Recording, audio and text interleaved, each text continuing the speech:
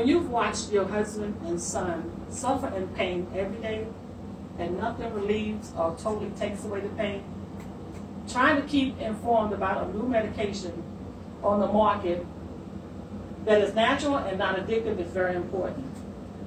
In reading about medical marijuana, CBD oil, and cannabidiol, I want to inform you about the benefits of allowing it to be used as a natural way to relieve pain by lessening of overdoses and epileptic seizures. In my reading up on this topic, I learned that medical marijuana is beneficial in so many other ways, such as helping to relieve anxiety and depression. Depression is another topic that we need to be informed about. There have been a few studies showing the benefits of using CBD oil as an additive to lower the use of certain pain killers, mainly oxycodone.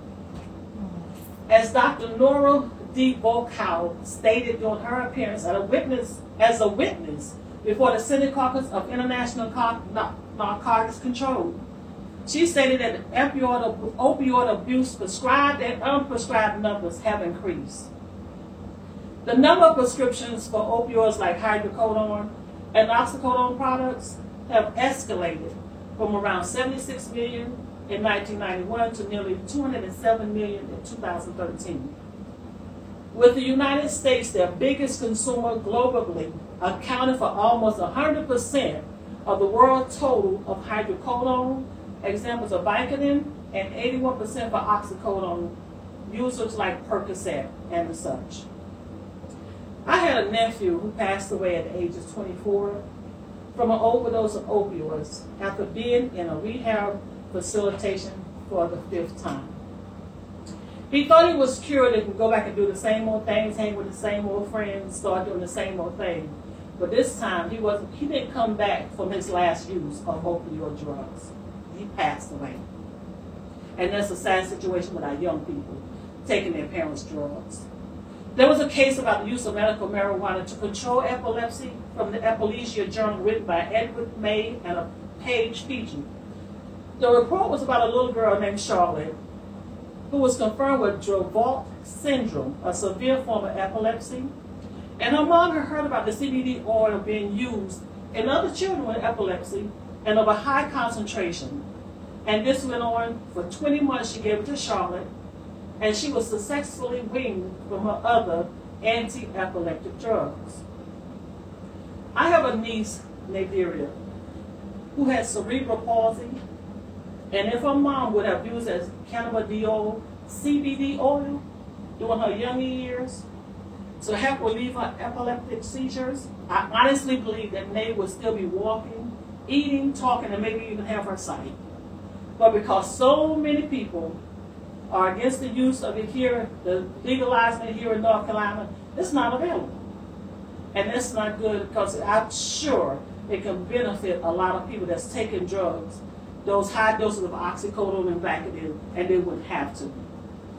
This is why so many parents have sold their homes and had to move their children to other states, and sometimes even their loved ones and family, because they have a better chance of life and getting the help that they need in these other states. Because North Carolina, as I've stated, will not legalize medical marijuana. Pain is an everyday occurrence for a large majority of our population, and it takes so much out of you.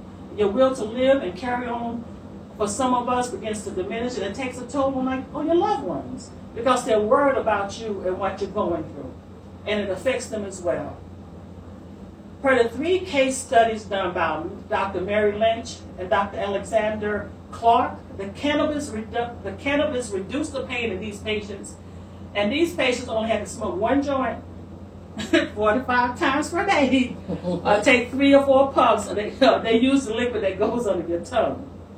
To control the pain in our bodies, we need a drug that is not as addictive as this oxycodone, the morphine, this Vicodin, Percocet, and this medical marijuana can be used by the elderly, children, and the adults. There is no age limit.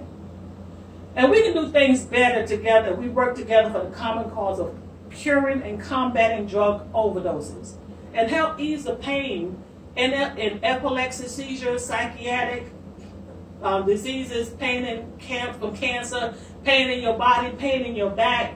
It don't always have to be, let's put them on oxycodone. Let's put them on Vicodin. Let's put them on some kind of drug. It's all it's doing is masking the pain. We need something that's going to get rid of that pain. And you don't have to smoke every day.